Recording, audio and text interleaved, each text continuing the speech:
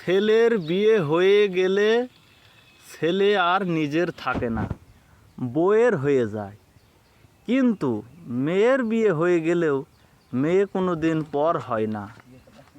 এই কথাটা অনেকেই বলে, কিন্তু একটু ভেবে বলুন তো কথাটা কি ঠিক? আসলে কি জানেন, আপনি যদি মেয়েকে কিছু দেন তাহলে আপনি মেয়ের কাছ থেকে রিটার্ন কিছু চান না বা আশা করেন না। মেয়ে সুখে থাকলেই আপনি সুখী। আপনি কখনো এটা তুলনা করেন না যে আপনার মেয়ে আপনার সুখে কত ভালো বা সুখে আছে।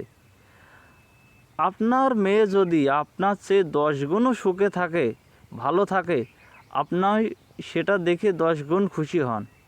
আপনার মেয়ের জীবনে সমস্যা আসলে সেটা নিজের সমস্যা মনে করেন।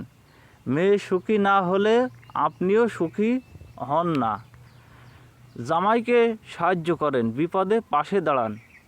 অন্যদিকে ছেলের পিছনে যত খরচ করেন আর ভাবেন যে একটা সময় ছেলে এর বিনিময়ে কিছু দেবে, অনেক সময় দাবিও করেন, মনে করিয়ে দিন যে তার পিছে